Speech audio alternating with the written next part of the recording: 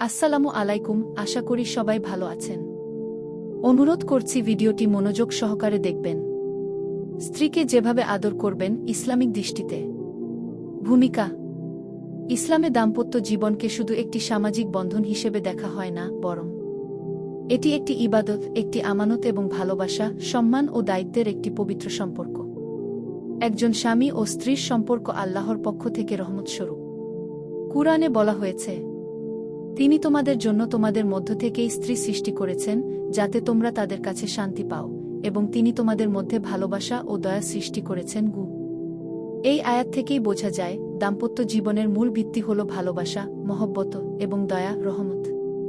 তাই একজন স্বামীর দায়িত্ব হল তার স্ত্রীকে সম্মান করা, ভালোবাসা দেওয়া এবং সুন্দরভাবে আদর করা, যা ইসলামের একটি গুরুত্বপূর্ণ শিক্ষা।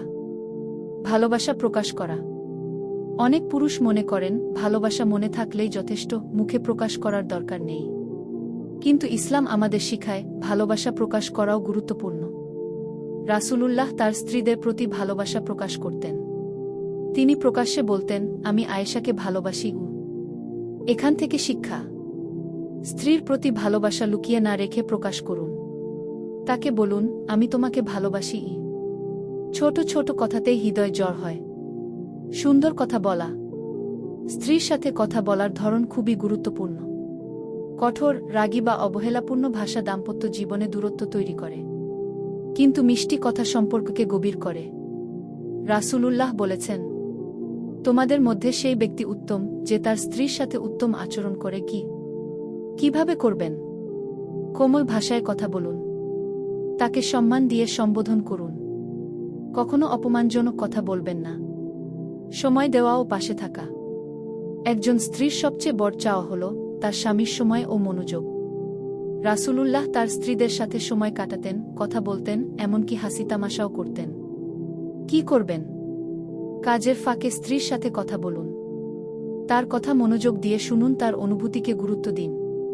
ছোট ছোট উপহার দেওয়া। ইসলামে উপহার দেওয়া ভালোবাসা বাড়ায়। রাসূলুল্লাহ বলেছেন, তোমরা একে অপরকে উপহার দাও, এতে ভালোবাসা বৃদ্ধি পায়। কি দিতে পারেন? ফুল, ছোট উপহার, প্রিয় খাবার। এগুলো খুব বড় কিছু না হলেও সম্পর্ককে অনেক সুন্দর করে। ঘরের কাজে সাহায্য করা। অনেকেই মনে করেন ঘরের কাজ শুধু স্ত্রীর দায়িত্ব, কিন্তু রাসূলুল্লাহ নিজেই ঘরের কাজে সাহায্য করতেন। কিভাবে করবেন? রান্নায় সাহায্য করা, ঘর গোছানো, প্রয়োজনে কাপড় ধোয়া। এতে স্ত্রী মানসিকভাবে অনেক খুশি হয়। ভুল হলে ক্ষমা করা। মানুষ মাত্রই ভুল করে। স্ত্রীও ভুল করতে পারে। একজন ভালো স্বামীর পরিচয় হল সে ক্ষমাশীল। কি করবেন? ছোট ভুল নিয়ে বড় ঝগড়া করবেন না। রাগ নিয়ন্ত্রণ করুন। ক্ষমা করতে শিখুন। প্রশংসা করা। প্রশংসা একজন মানুষের হৃদয় জয় করে। স্ত্রী যদি রান্না ভালো করে, সাজে বা কোনো ভালো কাজ করে, তাকে প্রশংসা করুন। উদাহরণ, আজকের রান্না খুব ভালো হয়েছে।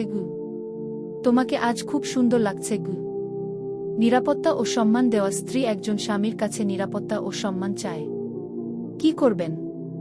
তার সম্মান রক্ষা করুন। তার গোপনীয়তা বজায় রাখুন। অন্যদের সামনে তাকে ছোট করবেন না। ভালোবাসায় আদর করা। ইসলামে স্বামী স্ত্রীর মধ্যে ভালোবাসা ও আদরকে উৎসাহ দেওয়া হয়েছে। কিভাবে? তার হাত ধরা, কপালে চুমু দেওয়া, কাছে বসা। এই ছোট ছোট কাজগুলো সম্পর্ককে গভীর করে। তার জন্য দোয়া করা। একজন স্বামীর উচিত তার স্ত্রীর জন্য দোয়া করা। যেমন, আল্লাহ তাকে ভালো রাখুন, কি আমাদের সম্পর্ককে বরকতময় করুন। দিনদার হতে সাহায্য করা। একজন ভালো স্বামী তার স্ত্রীকে জান্নাতের পথে সাহায্য করে। কি করবেন? নামাজে উৎসাহ দিন। ইসলামী জ্ঞান শিখতে সাহায্য করুন। একসাথে কুরআন পড়ুন। ধৈর্য ধারণ করা। দাম্পত্য জীবনে সমস্যা আসতেই পারে। তখন ধৈর্য সবচেয়ে বড় শক্তি। মনে রাখুন, রাগের সময় চুপ থাকুন। ঝগড়া বাড়াবেন না। সমাধান খুঁজুন। উপসংহার। ইসলামে স্ত্রীকে ভালোবাসা, সম্মান করা এবং আদর করা শুধু একটি দায়িত্ব নয়, এটি একটি ইবাদত। যে স্বামী তার স্ত্রীর সাথে ভালো ব্যবহার করে, আল্লাহ তার উপর সন্তুষ্ট হন। একটি সুন্দর দাম্পত্য জীবন গড়ে ওঠে। ভালোবাসা, সম্মান, ধৈর্য এবং আল্লাহর উপর ভরসার মাধ্যমে।